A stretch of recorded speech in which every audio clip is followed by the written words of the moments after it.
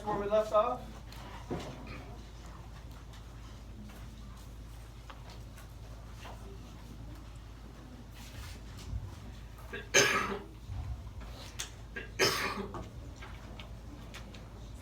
All right, so for the break, we talked about cold pressure test. This is what happens. The other way you're going to influence the blood pressure is to make it drop. And it's the same method as before, where you lie down on the ground to bring those yoga mats again for Friday, and then stand up. And that creates a transient drop in blood pressure. So this is the science behind it.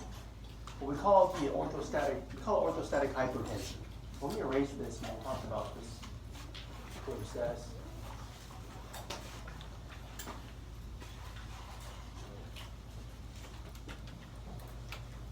Hey. Yeah, perhaps so.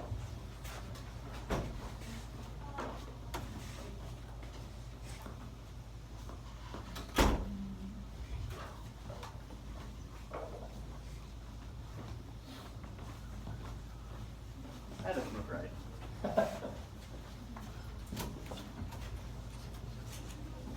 Do you guys have Professor Slutsky? Some of you do.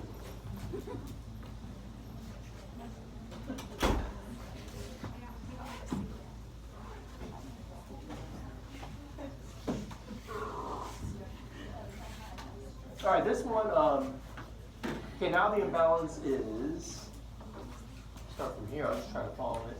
Now BP is too low. Orthostatic, write this down, orthostatic hypotension. Okay, so basically lie, stand. Lie, stand. I graded your labs. You know how the procedure said when you're lying down, sit up? I think it's better if you actually stand up. In grading every group, some of you got the expected result, where you saw a jump in heart rate. Many groups did not. And I'm thinking because I used to tell students, you can lie, you can sit up or stand up. I used to say, just stand up, the effect will be better. This time I said, you can go ahead and sit up, you'll probably see the correct effect. Because so many groups didn't get the expected result, I think you should stand up after lying down. This time, if you don't get the expected result, you will lose points. This past time you did it. I just went ahead and gave you credit. Even though I was looking for it, I didn't say it's okay. You're a student, you're learning. Maybe you forgot I said that. Maybe you weren't looking for it, blah, blah, blah. Now, second time around, Friday, affects the posture. You're lying down, you stand up, you should see a jump in the heart rate. Well, anyways, when you lie down and then immediately stand up, you're going to see this transient drop in BP.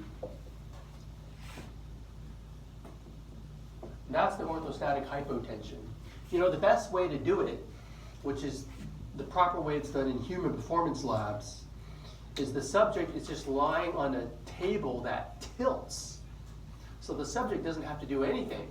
They just go from horizontal and tilt it and to get the effect. But of course, we just have to regular stand up. I'm going to tilt it. So anyways, that drop in blood pressure, that's the stimulus. And what's happening now? With the transient drop in blood pressure, what's happening in the baroreceptor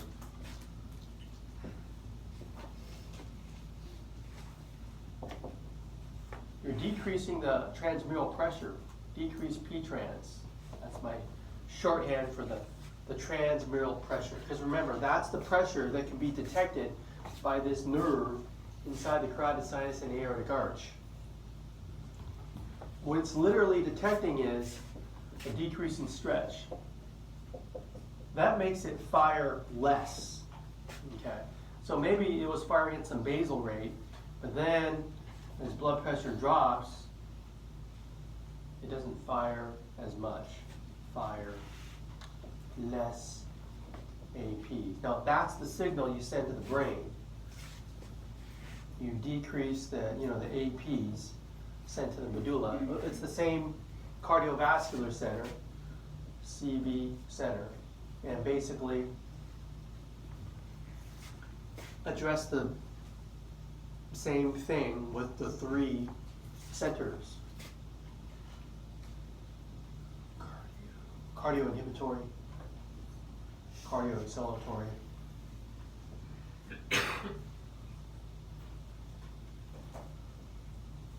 and vasomotor.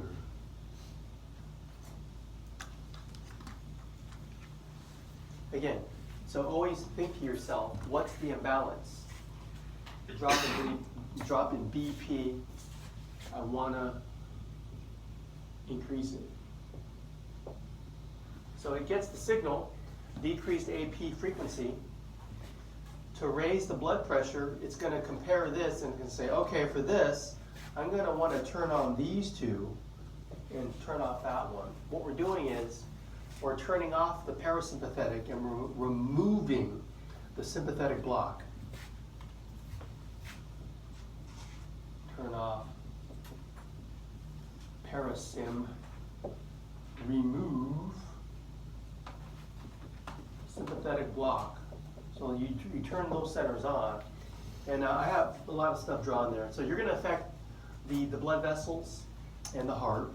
For the heart, you're going to, the cardio-acceleratory center, there are nerve fibers from T1 to T5 that have sympathetic function, and what they'll do is, increase the heart rate, they'll increase the contractility.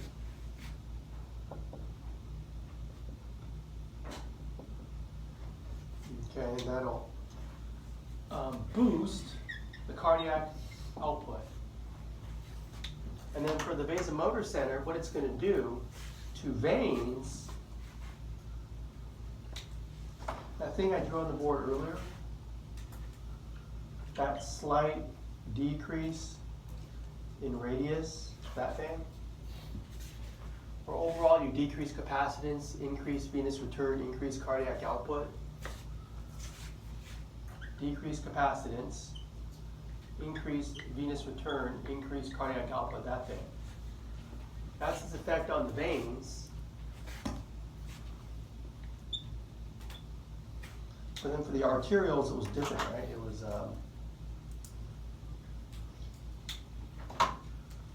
you vasoconstrict in a way where you just really pinch one area, where you increase the overall peripheral resistance by vasoconstricting. Okay? So I know I have a lot of acronyms here. In both cases, you're vasoconstricting, but it's different. In one, you affect the capacitance. In one, you affect the resistance, so it is different. Okay? But in the end result, always relate it back to this equation. Blood pressure, cardiac output, peripheral resistance, and then I always like to circle my parameters with that one, that one. And I always make sure all the arrows go up, right? Because increased resistance, increased cardiac output, you correct the imbalance. So you force the blood pressure down after you lie down for a while and stand up, but then over time, a few minutes, this happens to correct it.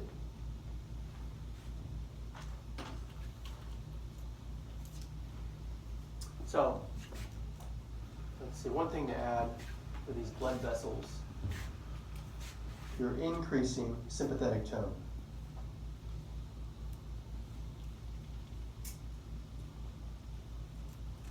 You're turning that volume knob higher.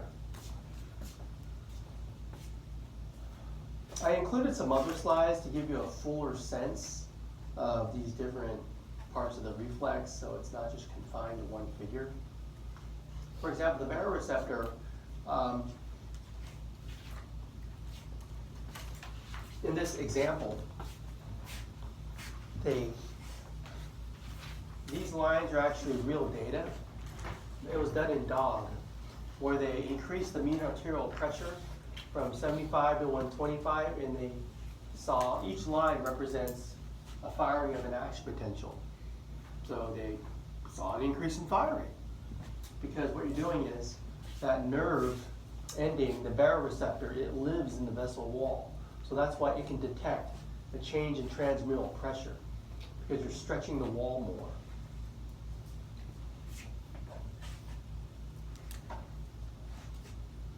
So on your half sheet, I think we're on half sheet number 3? Is it 4 or 3? 3.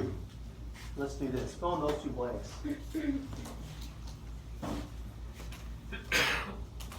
Let me erase the board.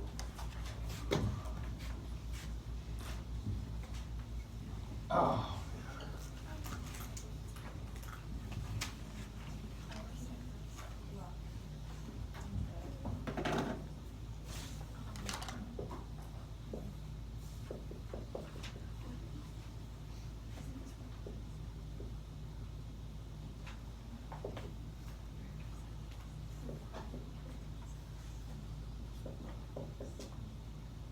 Line the blank.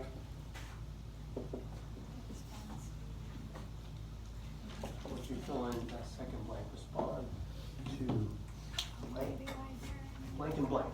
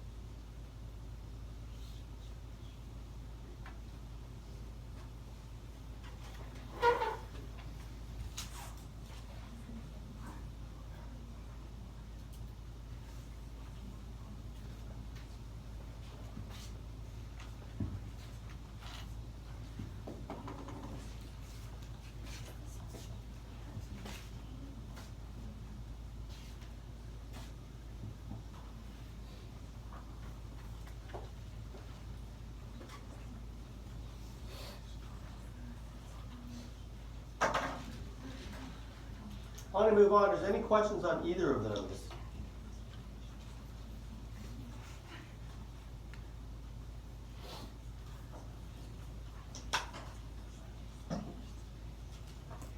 I want to hear what you put for the first one. Yeah, carotid sinus, aortic arch. Did anyone put in vessel wall? You could have been thinking that way. I would have accepted that too. But that's basically correct. Carotid sinus, aortic arch. Now, what made him fire more or less? That's what I was going for the second blank. What changed? Yeah, the stretch or the transmural pressure. Remember, I defined 3 kinds of pressure: hydrostatic, transmural, and driving. The one that they respond to, the one I said in lecture that the body can detect, is the transmural pressure, stretch. That's very important. That's the physiology of these mechanoreceptors, as they are called. Well, here's glossopharyngeal nerve. It's cranial nerve 9. I just want to show you one picture. This is the afferent signal for both reflexes, whether the blood pressure gets too low or too high.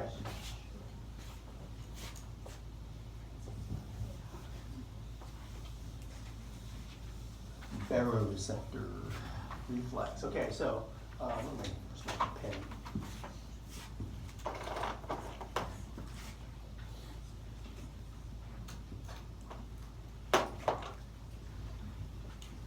Put it here. Good.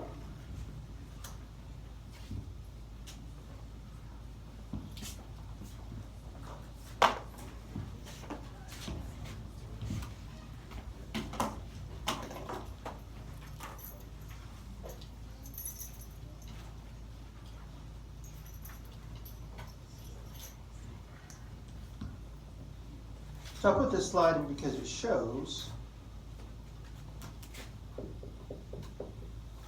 the baroreceptor reflex, the afferents are carried by cranial nerve 9, the glossopharyngeal. There's a branch of it here, you can see it.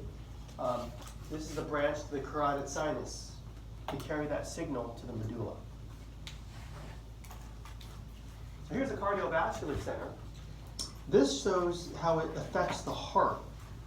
So the cardiovascular center, we've already noted it. I don't want to write it again, but we already noted how there's cardioinhibitory, cardioacceleratory. Okay, so in terms of the efferents for the heart,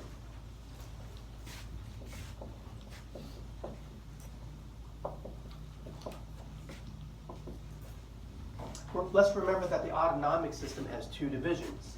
The sympathetics are carried by the spinal nerves T1 to T5.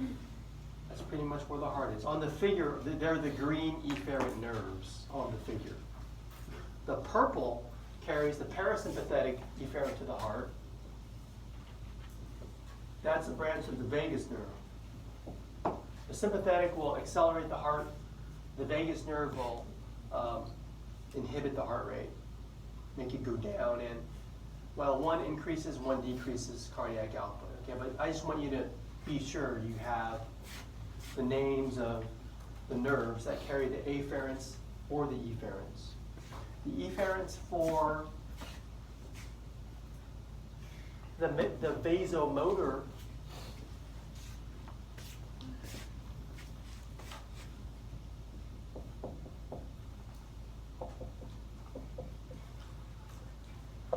these are the vasomotor fibers. These are the sympathetic efferents that carry the efferents to the all the blood vessels. Now, different books will say different things.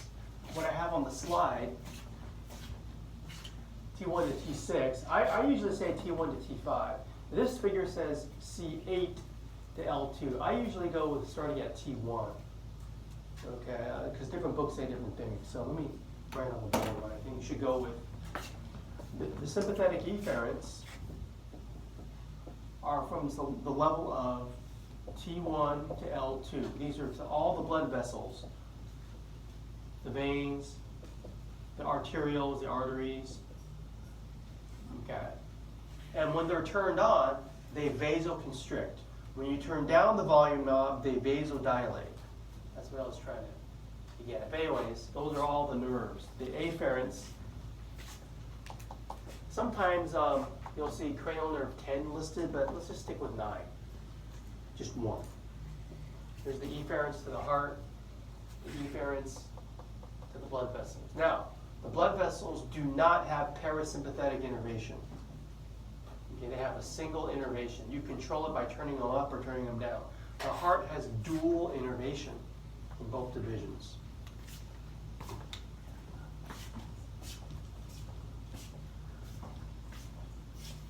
Alright, so the baroreceptor reflex done. These remaining slides I like to present right before the lab. So make a note to yourself. I'm going to circle back to this right before lab on Friday. For now, I want to use the time to start the anatomy of the blood vessels. What we have been talking about are the physiology of the blood vessels. Because I want you to start thinking about lab practical 2. Let's look at the schedule. The schedule, briefly. See what part of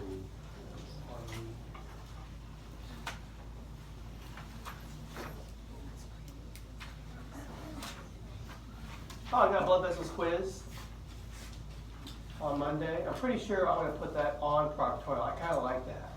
I don't like using class time for quizzes. If we ever have an in-class quiz again, I'll let you know. This next one coming up on Monday, I'll make it available Monday and Tuesday on proctorial.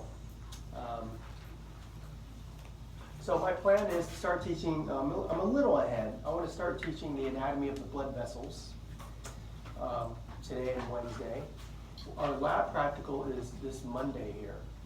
So start thinking, because you have 2 open labs to study that study guide.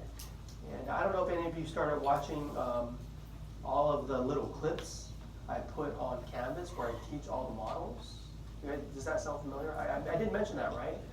I have all these clips, and I think now's the time to start looking at that and thinking about coming to Open Lab this Friday and next Friday, this Friday, next Friday. So this Friday, we have a lab. I don't know if you'll have time to study models. So for next week, I've been thinking, I have to lecture for about an hour on both of these days as scheduled.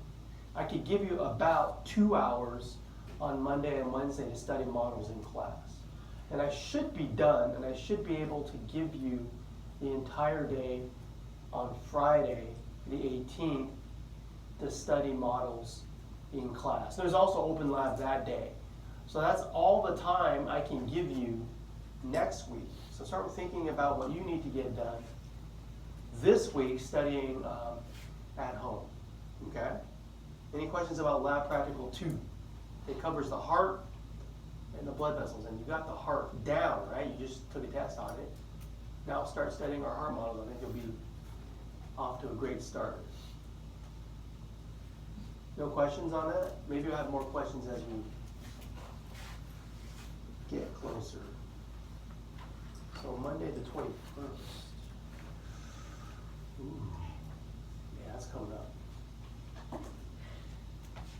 Oh, just why I got it up here. I know for a fact this Friday, the 25th, I'm on a committee, and I'm not going to be here. I'm going to try to get a sub for you guys on Friday, the 25th.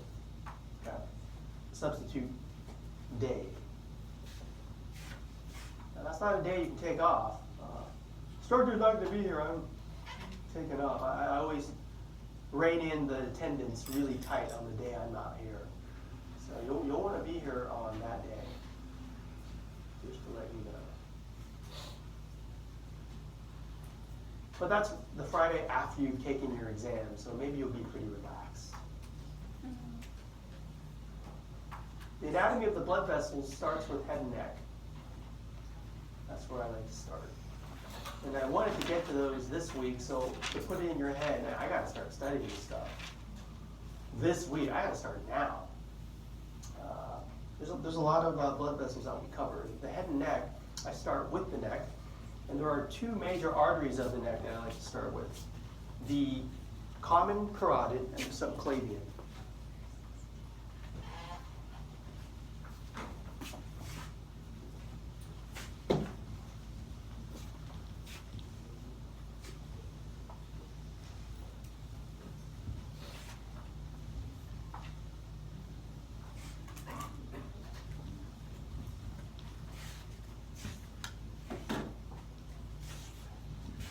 Two major arteries of the neck. Common carotid arteries.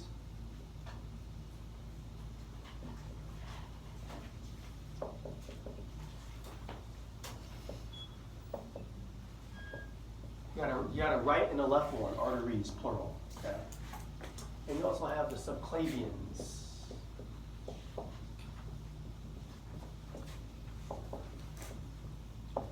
Now we already looked at these when we studied the heart because they are on our heart models as well, right and left. Let's look at the common carotid first.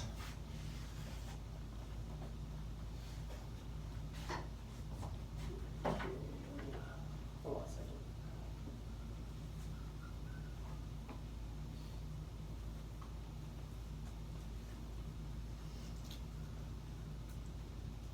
Here we go. So there's this picture here. They show you not much, just the skeleton. They show the anterior neck here. That's the larynx, the voice box, and here's the blood vessels there. So these pictures are nice. Might have to trace some of this out. So down here, okay, it's kind of cut off, but there's the aortic arch. Remember the aortic arch? Aortic arch. Now the first branch coming off, going to the right, is brachiocephalic trunk.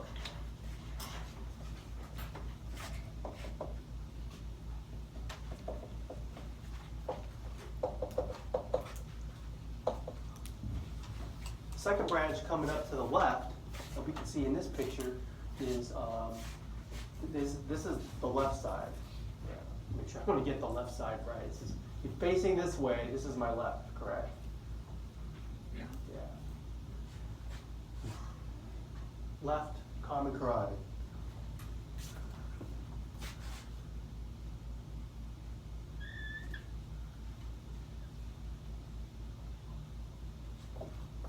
Left common carotid.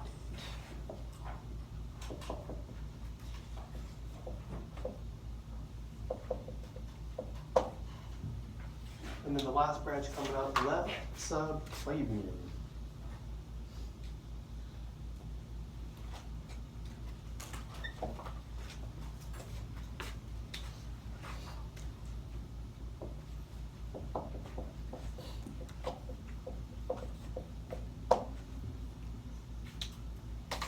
Wait, let's follow that number 2, the left common carotid up. It's going to bifurcate right here. And they call it the carotid bifurcation. It's right near the carotid sinus. It's pretty much the same location. Carotid bifurcation is the carotid sinus, that whole baroreceptor reflex thing. So the sinus, it kind of like distends out a little bit. And it's going to bifurcate into the internal, external carotid arteries.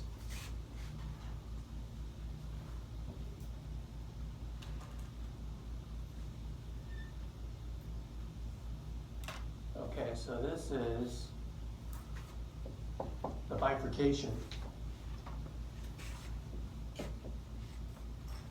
Carotid, fork in the road, bifurcation. The internal one, right here, is right there. Internal carotid artery, right there on the picture. They keep this one red, this one, this purplish color.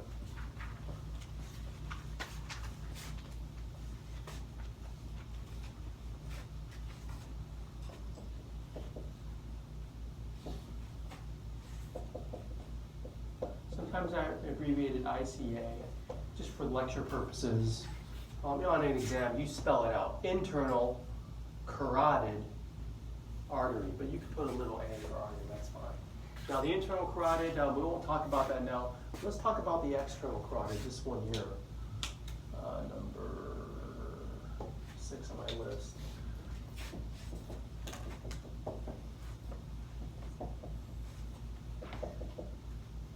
The external carotid artery. One way to tell the difference between internal and external, in the neck, the internal carotid gives off no branches, okay? The external one does. In the neck, neck no branches, as I'm writing as a note to, remind you, trying to tell them apart. The internal one gives off no branches. It's the external one that gives off a lot of branches to things in the neck and external skull and face, okay?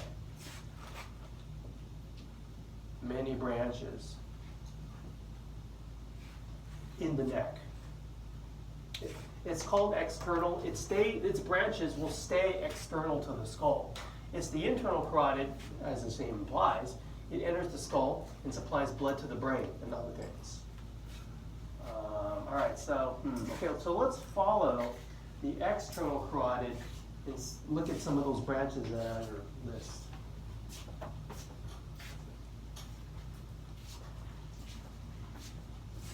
So external carotid artery and its system of branches. That's a picture of a model we have in the room. Vascular skull. It shows a lot of these that I'm about to teach.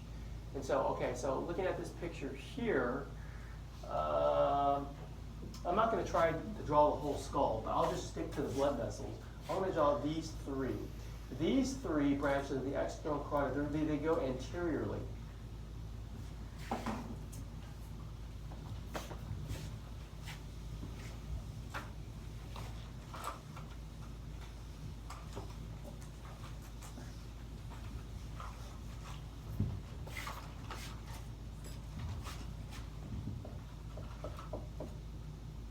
External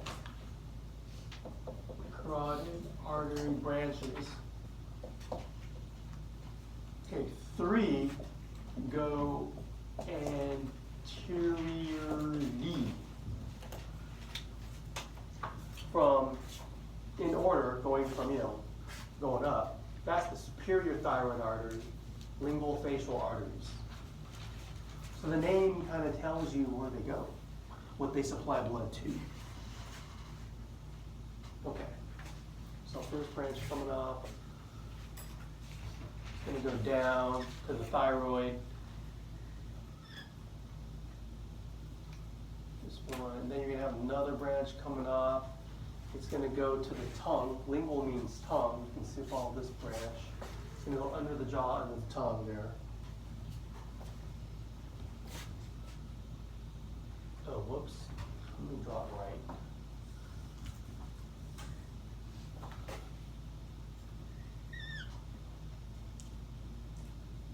Okay, that's right.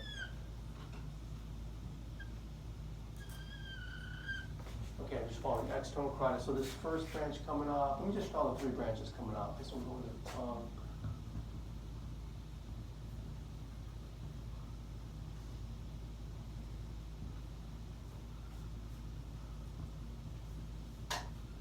Then you have another one.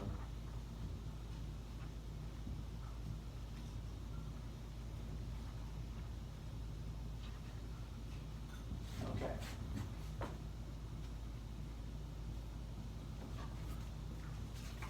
So boom, boom, and boom. See, am I number 6? So I guess I'm on number 7, 8, 9. I'll keep the numbers going. 7, 8, 9. Just note superior thyroid, lingual facial arteries.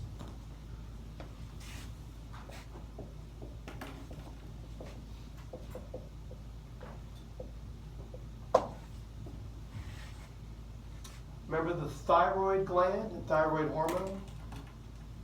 Yeah, that's what this supplies blood to. Now, superior, what's the opposite of superior? Inferior. There is an inferior thyroid artery, we'll get to it. Okay, then you have lingual, means tongue, facial. Facial artery, notice how it runs along the jawline, right behind the angle of the mandible there.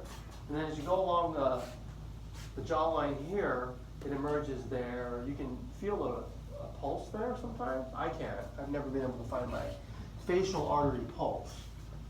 But that is one possible location for a pulse. Okay, so those 3 go anteriorly. There's going to be 2 that go posteriorly. Let me go to the next slide. Here's a blank one you can study. These 2 go posteriorly.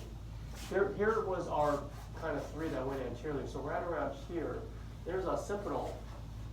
And this one right here, that's posterior auricular. So these 2 go posteriorly.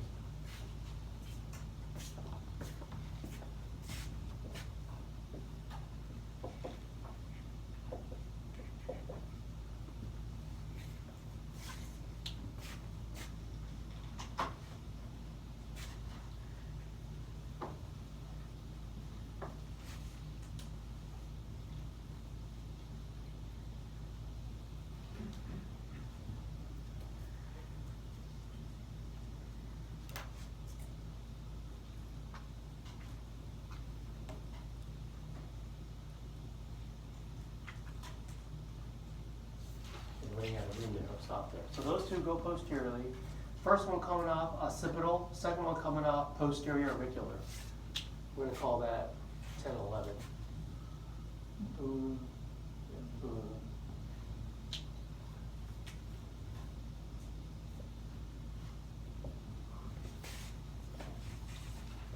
Occipital. The artery is named after the bone that it goes to, basically, that region of the skull, the base of the skull. The occipital bone is the base of the skull. Number 11, posterior auricular.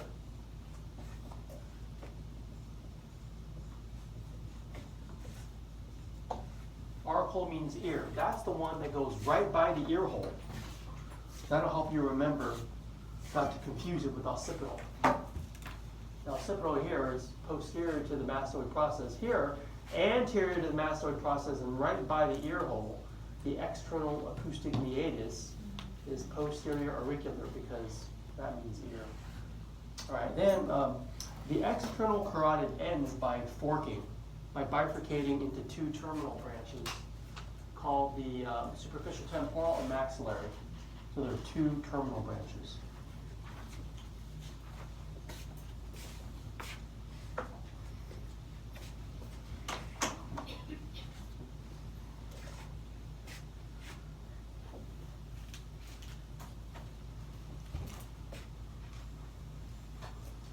So I'm on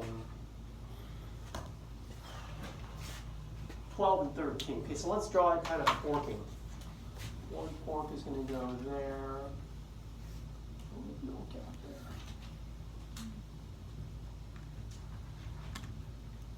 So terminal branches means you fork and then you're done, you end. So the external carotid ends when it makes this fork right here. That's maxillary and that's superficial temporal. 12, 13.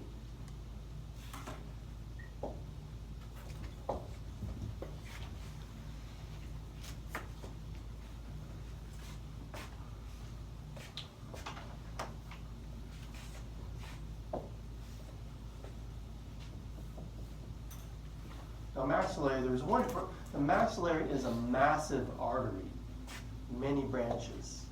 Do you remember the maxilla, your central face? That's where this artery is going. And there's one branch called the middle meningeal artery that I want you to know. Middle meningeal artery. Okay, and then the third one was 13. Superficial.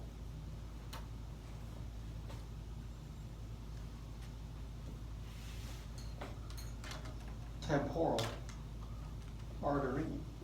So it helps to remember the names of the bones of the skull. The maxilla and the temporal bones. Okay. That's where they are. So on the figure, if the drawing doesn't help you as much, it helps me. Boom, that's the end of the external carotid. There, that branch going forward behind a mandibular condyle, that's maxillary. Okay, so this branch coming here, staying external to the skull, superficial temporal artery. There's a blank figure. Here's a picture showing the maxillary artery and all of its branches. The only one you got to know is the one called the middle meningeal artery here. Let me kind of add it to my picture. I left a little blank there. It didn't go up there. Okay, that one there. So I don't have room to put a number, but we have it in our notes, right? That's the branch of the maxillary artery that I want you to know.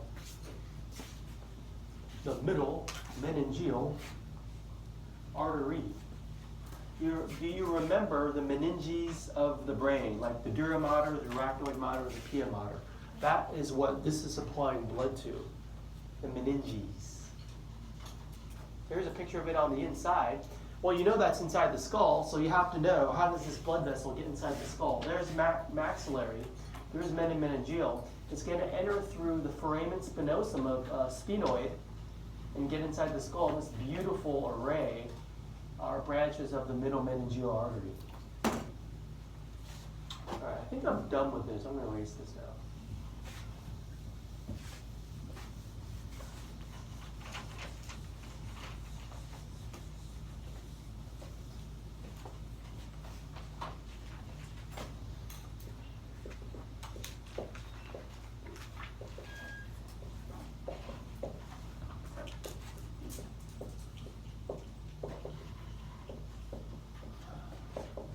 Supplies blood to meninges. Well, the meninges that cover the brain. Of course, the meninges cover the entire central nervous system. You heard of meningitis, an infection of the central nervous system. Well, anyways, this is the blood supply to that. Enters the skull through foramen spinosum. You're expected to know that.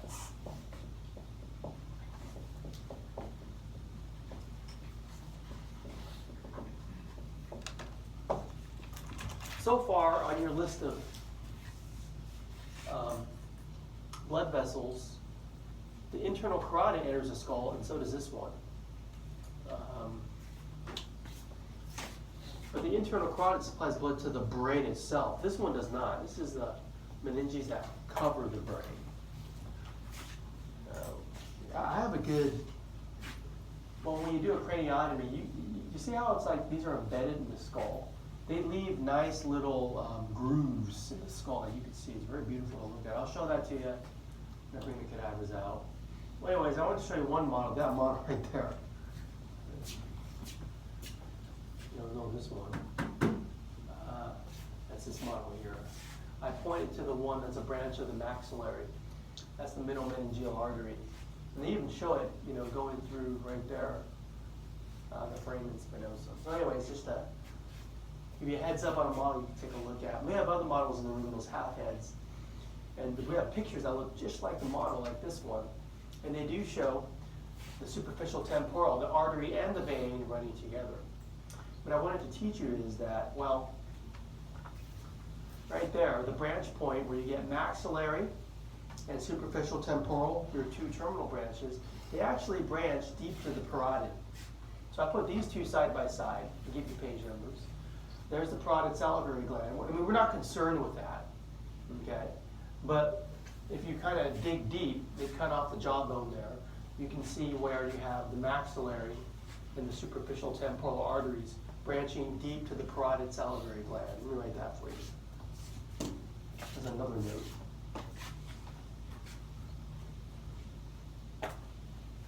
So one way you teach anatomy is you just trace it out on the board. But that's not really anatomy. That's just an exercise of naming the blood vessels. Anatomy is you really know, like on a body, where things are. Like, if you do a dissection, you remove the skin and you see that. Oh, okay. Remove that and look for that. That's usually how I direct students when I have them dissect. I give them the landmarks. I tell them what to look for. Okay, that's helpful to me as a professor of anatomy. So,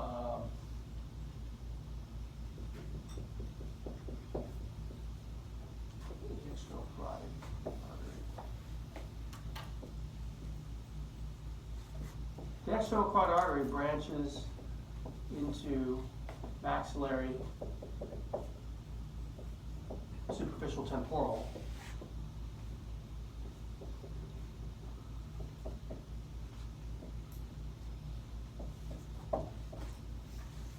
deep to parotid salivary gland.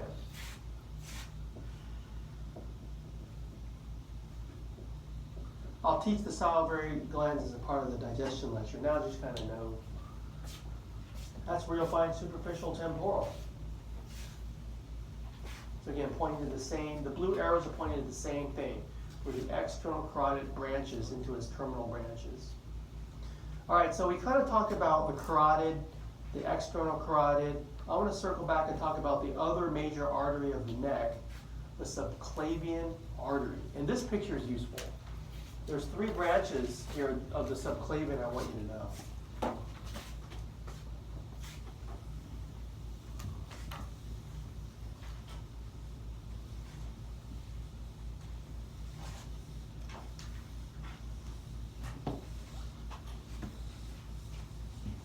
Do you see how you have like rib 1, rib 1, and then there's a muscle attached to it. It's called the anterior scalene.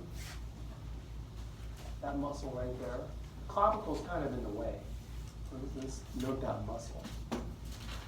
Attaches right around here and goes up that way.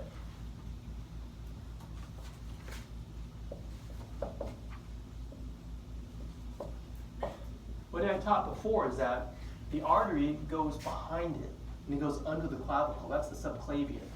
So, okay, so here's how they draw it. So we kind of go intergarch.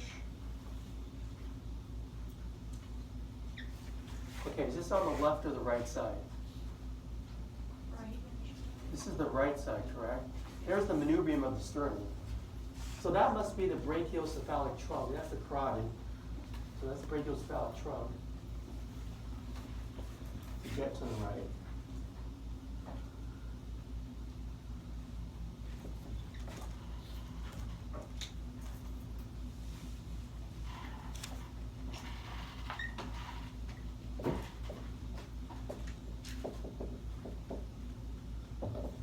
But it goes to the right, and then it branches into the common carotid and the subclavian on the right side.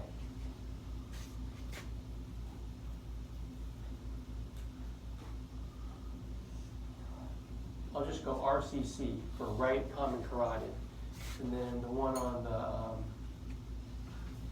and then the subclavian, it's going to go behind and over the rib.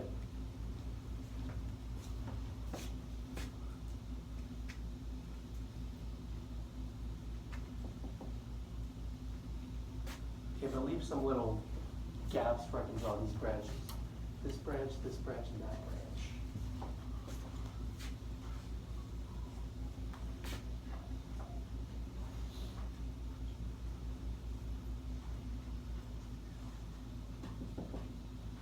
Like that. All right, so the three branches I want you to know. The first branch coming off going up, it actually goes inside the cervical vertebra. See the cervical vertebra there? It's going up in there. Okay, so this one is called, for that reason, the vertebral artery.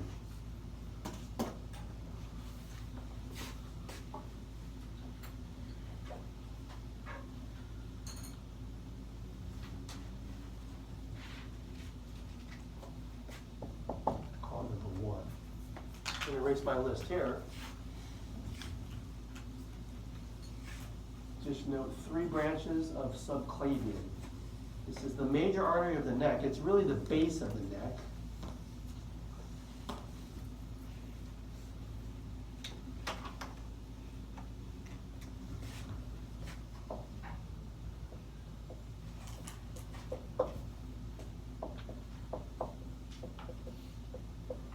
So first branch, vertebral artery.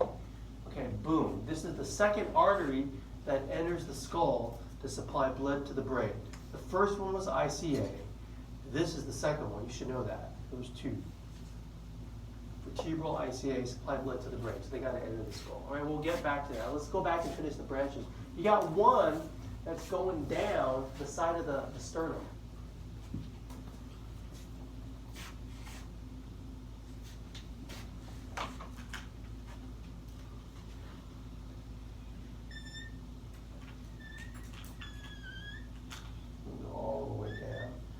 Some gaps in that one too. Coming off there.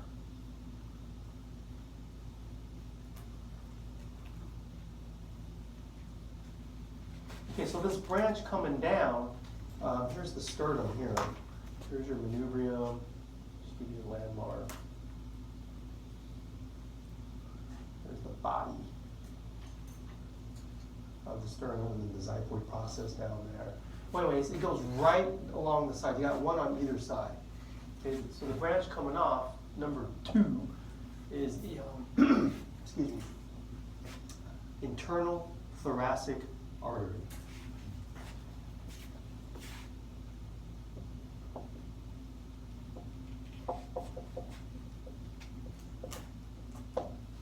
Now there are many branches coming off that go into the intercostal spaces in the anterior part. So they're called anterior intercostal arteries, branches of internal thoracic. Anterior intercostal arteries. There's many of them. That's why I drew many of them coming off there. Those are all these coming off. Number two, the anterior intercostal arteries. The third branch coming off is thyrocervical trunk. Now it has many branches, but the main one I want you to know is the inferior thyroid artery. I'll just kind of draw it coming off there. It gives off many branches. I'll just draw one branch coming off. Boom. I'll call that branch number 3. Baroreceptor trunk. This big trunk gives off many branches. It supplies blood to the lateral neck, cervical. The thyroid refers to thyroid. There's one branch, inferior thyroid artery, that I want you to know. Inferior thyroid artery. To go along with superior thyroid artery. So those are the 3 branches of subclavian I want you to know. 1, 2, and 3. Remember, the anterior scaling is your landmark. That can help you identify it. You see the artery going behind it. Now, we do have models in the room that show some of those branches. For example, I point to vertebral and thyrocervical trunk on this model. It's the green board hanging in the back. Here's a picture from the atlas. They removed the sternum, the body of the sternum. You can see the manubrium at the top. This is really for, well, you identify it. What's this one? Identify artery. Internal thoracic. Okay. On the right and on the left. Now, what are all those little branches that got cut? Yeah, those are the anterior intercostals. I don't know if you remember studying the posterior intercostals. Those branch off the thoracic aorta in the back. These branch off the internal thoracic in the front. Now, they call the artery internal thoracic. So is it on the inside or the outside of your chest cage? Inside? Yeah, I wasn't trying to trick you.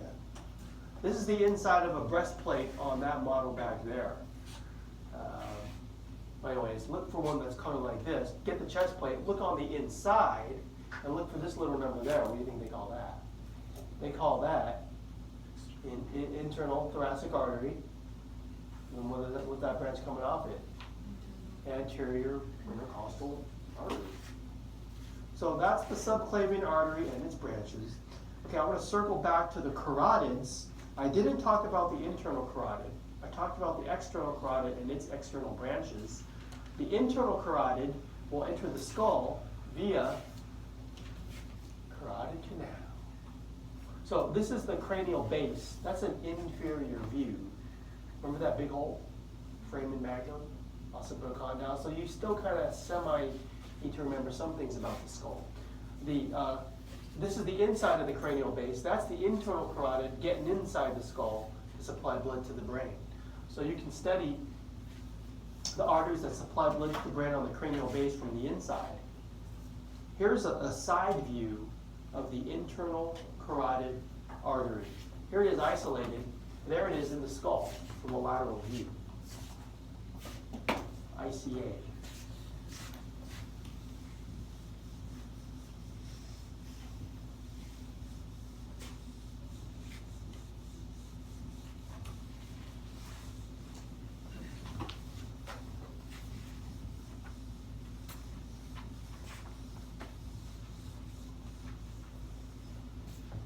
So the internal carotid is going to enter the skull right around there. You see where they kind of gray it out? That's where it's going through the carotid canal there. So let me try to draw that there. So here's the internal carotid artery.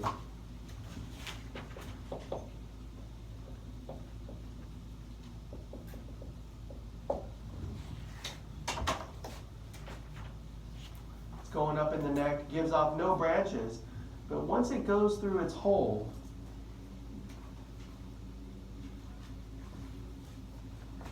the carotid canal, look for it on the inferior aspect of the cranial base. Then it's inside and it kind of twists and turns.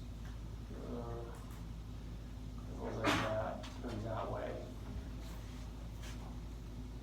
And it kind of goes up. And it kind of does this crazy 180-degree turn as it goes up and all the way back and up. There's only one branch I want you to know. It gives off no branches in the neck, but once it enters the skull, it gives off all of these branches. The only branch I want you to know is that little one right there. See how it goes? Makes a big U-turn, gives up one branch that goes forward. That's the one I want you to know.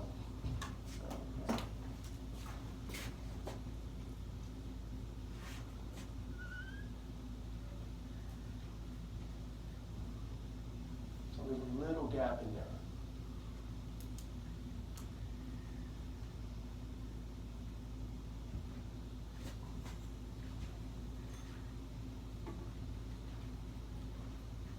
Okay, that's the ophthalmic artery, OPH thalmic. You ever been to the ophthalmologist? That's the eye doctor. So supplies blood to the eye and eye orbit. So yeah, that's important. I want you to know that one. So no ICA, no carotid canal, that's how it gets in the skull. Once it gets in the skull, there's like one branch, goes forward to the eyeball, ophthalmic artery.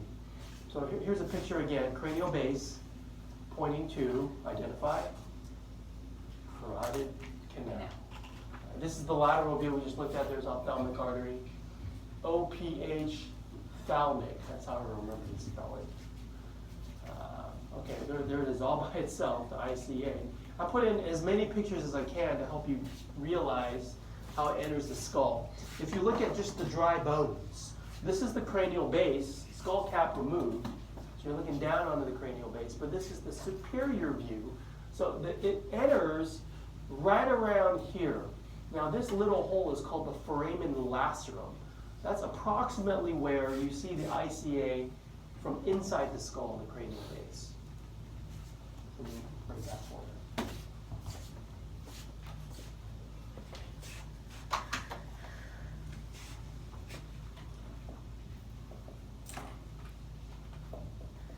Inside skull, look for ICA by foramen lacerum. It doesn't go through it, but it passes by it, more or less. It goes through carotid canal. Okay.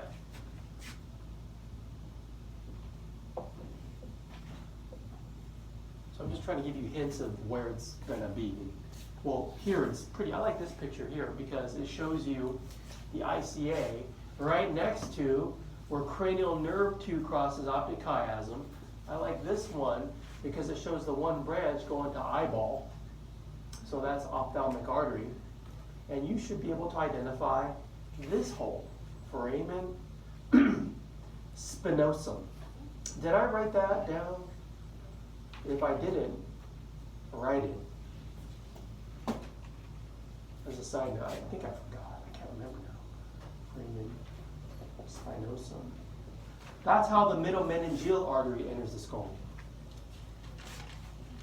If you already wrote it down, just forget it. I just can't remember if I wrote it or not. You know. You did. Oh, okay.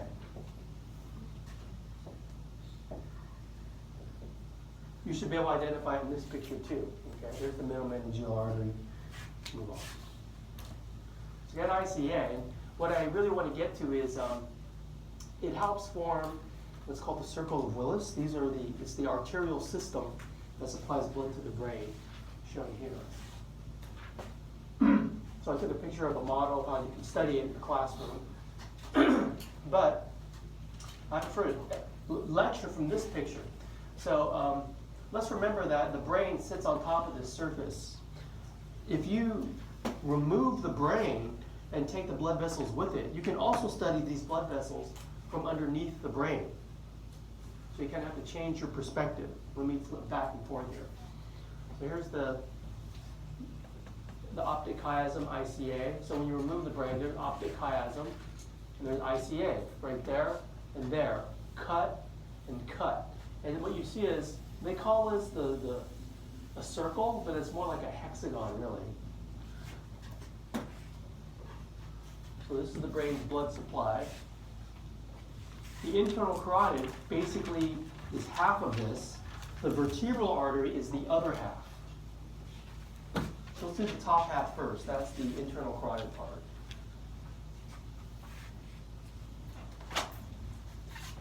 I call this circle of Willis.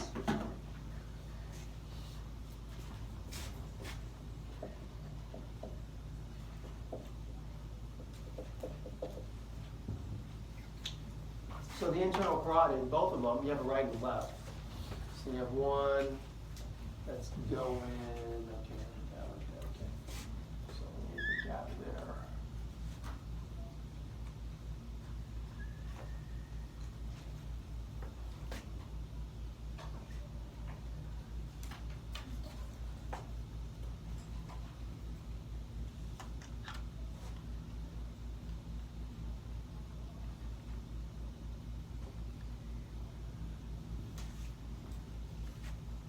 Okay, so that right there, and that right there is column number one. That's the internal carotid artery after it has entered the skull.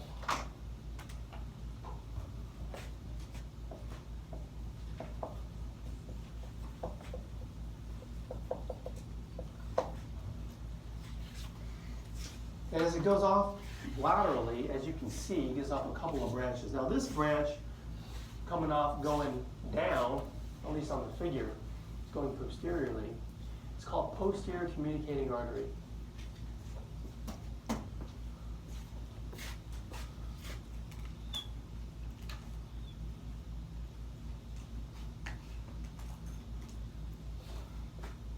Column 2, posterior communicating artery.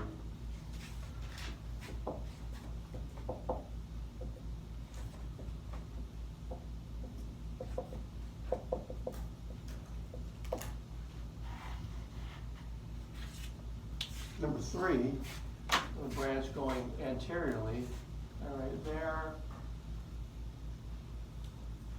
and right there. I'm going to leave a little gap in there. And then coming forward. On the other side, you're going to connect right there.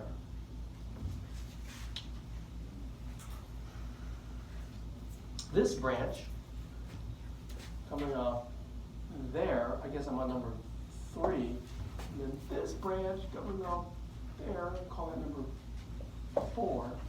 That's anterior cerebral and anterior communicating. Number 3. Anterior cerebral artery. Number 4. Anterior communicating, we're running out of room, artery.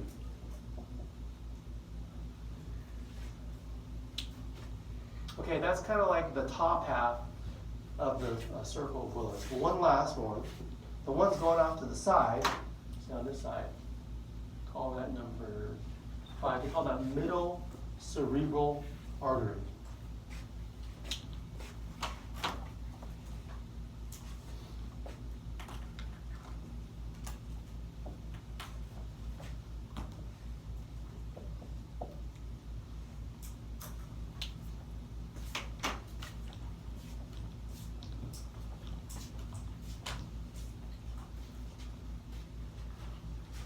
All right, so to talk about the other half, I want to talk about the vertebral artery, but I just wanted to show you, we have a couple of brain with arteries that kind of showcase some of these vessels. So the vertebral artery, you got to go back down to the neck because it's a branch of the subclavian. So on this figure here, they do show you the vertebral artery going up the vertebra of the neck, right here. It's a branch off of subclavian. It's arising through the cervical vertebra. They arise through the transverse foramen. Let me write that for you as a note. Vertebral arteries, AA,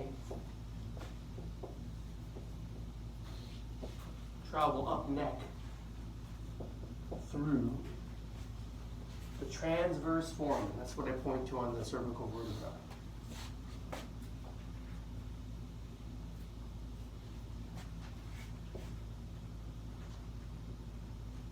Let's remember the transverse processes of vertebra normally don't have holes in them.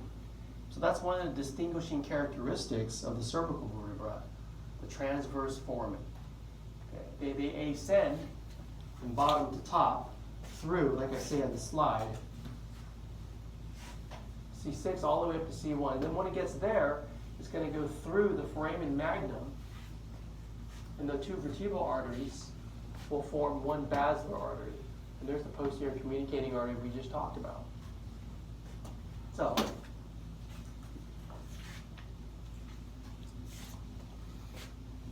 inner skull through foramen magnum.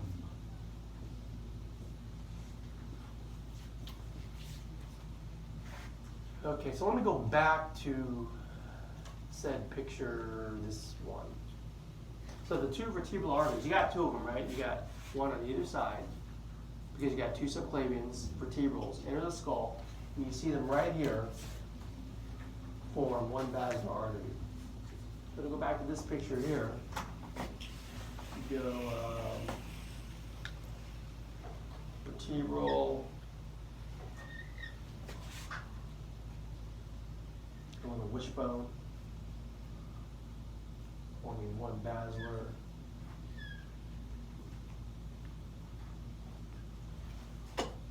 Boom and boom. Guess we're up to 6 and 7.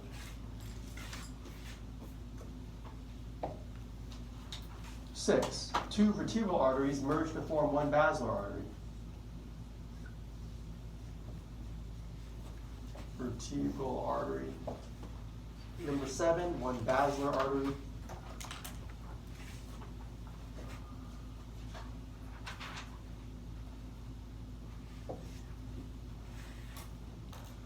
Now the basilar artery gives many branches. It's on top of the pons.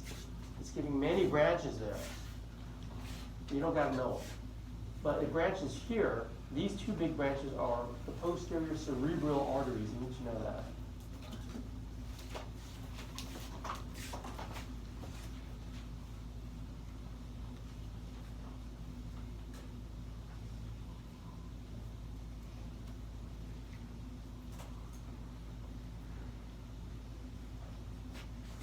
So call it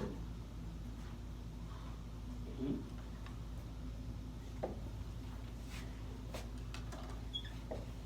Posterior cerebral arteries.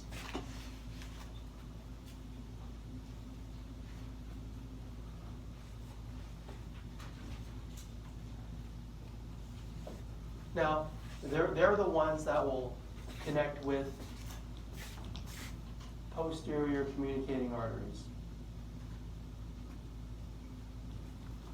to complete the bottom and the top connecting to each other, basically. Okay, so those are all the blood vessels you're responsible for. This is advantageous that it's a circle. If you have some kind of blockage on one side, you have some collateral circulation that might compensate for it, okay, because it's arranged in the circle.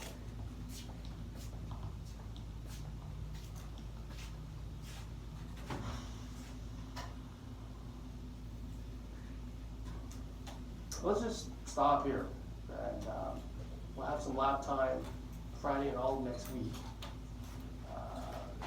Class dismissed. You ready for your lab? Someone bring a yoga mat. Start thinking about that lab.